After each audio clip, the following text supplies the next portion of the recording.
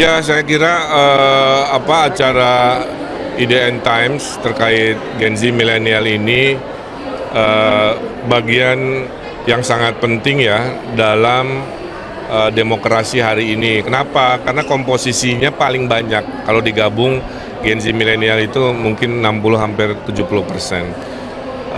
Tadi curhatannya juga sama, Pak, gimana caranya bisa memahami siapa yang dipilih kan?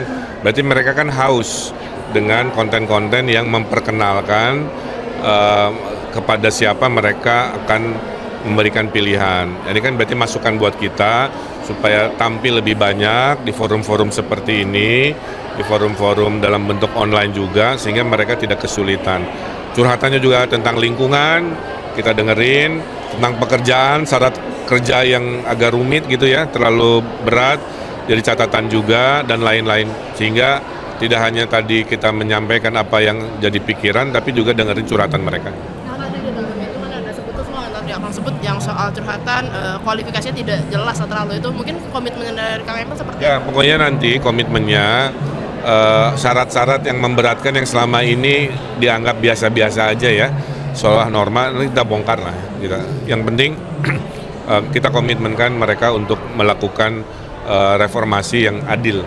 Bahkan tadi saya sampaikan, saya ada forum dengan CEO, saya sampaikan dua minimal ya, tolong bikin yang namanya program magang. Magang ini kan jarang ya, biasanya kan hanya di pemerintahan. Saya ingin push juga ke swasta. Kedua, buat disabilitas juga harus diberikan porsi yang baik, memadai selama dia bisa kerja. Udah. Soal yang tadi 3 juta minimal 3 juta pohon yang akan Ya itu mah udah sering disampaikan, ngatasin polusi itu nanam pohon. 3 juta itu teori dari Medellin di Kolombia yang nanam 3 juta pohon suhu turun 2 derajat. Nah, kenapa tidak Jakarta kan dengan program menghijaukan, oke? Kang, tapi soal perusahaan itu kan sekarang kayak WFH aja tuh banyak Kang di bawah-bawah aja tuh kan nggak bisa tuh perusahaan kayak untuk WFH swasta tuh kan susah diatur gitu gimana? Kemarin ngobrol malah mereka senang minta diatur. Bukan nggak ada makin malas, kan ada KPI-nya. Tetap produktif tapi secara fisik tidak di kantornya. Itu lawyer-lawyer pada senang justru minta aturannya diformalkan. Jadi agak bertolak dengan yang Mas dengar. dari lawyer berarti ya startup gitu belum. Ya nanti dikaji mana yang dipergilirkan ya. Terima kasih.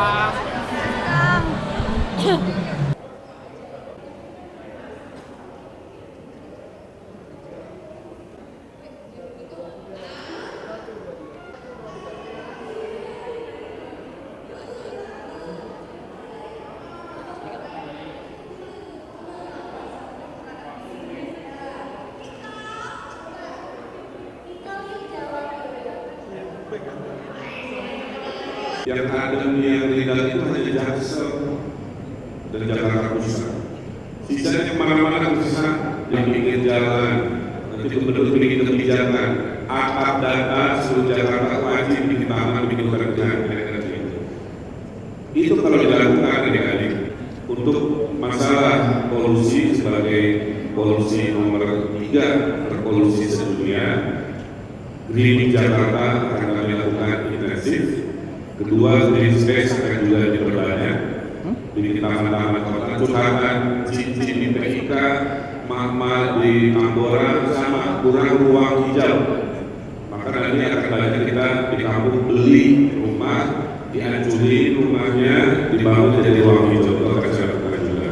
Kemudian blue space juga sama, seperti Pak Edi, 13 sungai nanti kita akan hijaukan, termasuk kalau sungainya memungkinkan kita akan bikin waterway, jadi kendaraannya nanti lewat sungai, ya, kita akan kaji. Itu juga untuk mengatasi krisis sungai yang bisa dimanfaatkan lebih. Nah, lain-lain yang di Jakarta, masalah banjir, di selatan kita akan banyak beli lahan untuk parkir air supaya hujan di selatan, di Bogor, ditahan. Kemudian Giant Seawall, ini lagi ramai, ada ketiga.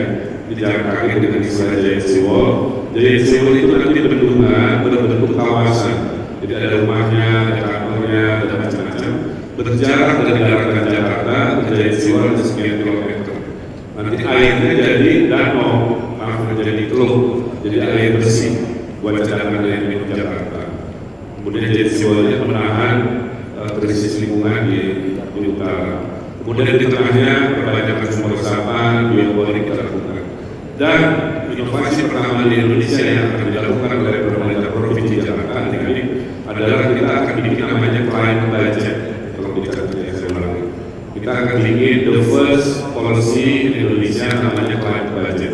Itu semua anggaran yang 80 triliun akan kita tracking pakai apps untuk memastikan semuanya berkontribusi pada pengurangan karbon. Ya. Apapun kita tracking. Ini pertama dari Stockholm kita akan copy.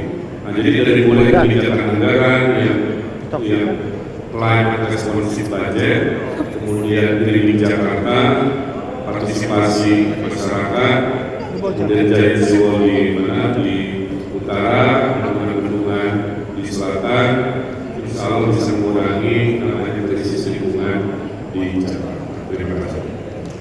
Untuk penanganan Bapak Emir, teman-teman kalian silakan langsung antre ya.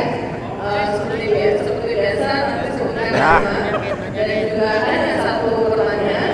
Tapi sambil ada dua narasumber kita. Saya mulai dari mau minum dulu nggak?